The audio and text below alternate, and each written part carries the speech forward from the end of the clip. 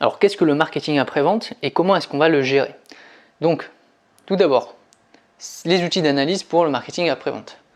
Vous avez bien sûr le service après-vente, donc qui est dans la plupart des magasins et qui permet déjà de rassurer le client avant l'achat.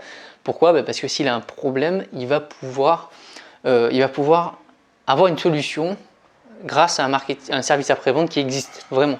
Donc en cas de problème, il a juste à retourner en magasin et il se fera aider. Donc pour rappel, la gestion de la prévente, ça fait partie de la satisfaction client parce que la relation avec le client, elle ne s'arrête pas une fois qu'il a fini d'acheter. Elle continue dans le temps. Donc déjà, pour le fidéliser, c'est assez clair. Mais parce que quand on achète des produits notamment assez chers, on s'attend à avoir un service supplémentaire après en cas de problème. Donc premier outil d'analyse pour la gestion de la prévente, c'est le service après-vente. Après, on a les enquêtes de satisfaction. Les enquêtes de satisfaction permettent justement de recueillir l'avis des clients et donc ça permet, c'est facilement mis en œuvre grâce au digital notamment, parce que souvent des fois par mail vous recevez ensuite un petit mail pour vous demander justement la satisfaction de votre produit. Est-ce que vous êtes content du produit que vous venez de recevoir? Est-ce que vous l'avez reçu dans les bons délais de livraison? Est-ce qu'il fonctionne? Est-ce qu'il vous plaît? Donc maintenant ça permet justement de savoir justement l'avis, le retour de la part des clients. Ensuite, vous avez aussi ce qu'on appelle l'analyse du taux d'attrition. C'est-à-dire que on va pouvoir analyser le nombre de clients qu'on a perdus.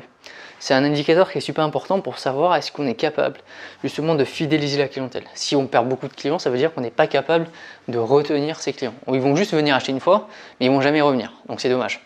Donc c'est un outil justement d'analyse qu'on peut utiliser. Donc après vente, une fois qu'on a vendu, on va pouvoir analyser, avoir un œil plus global pour savoir nos clients comment est-ce qu'ils se comportent. Est-ce qu'ils reviennent? Donc ça veut dire est-ce qu'ils sont fidèles? Est-ce qu'ils reviennent de temps en temps ou très très rarement? Est-ce qu'ils ne reviennent plus du tout? Donc ça c'est le taux d'attrition. Après on peut se servir aussi du client mystère, qui est un outil qui est très bon pour évaluer justement notre qualité de service.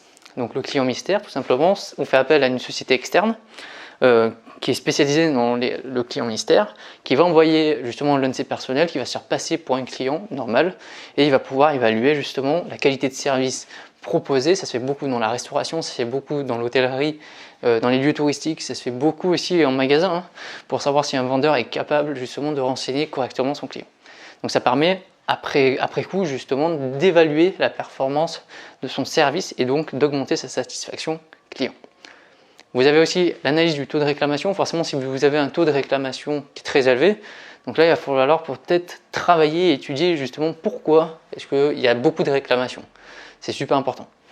Et vous avez aussi l'analyse des indicateurs commerciaux qui est important à étudier pour justement évaluer la bonne satisfaction.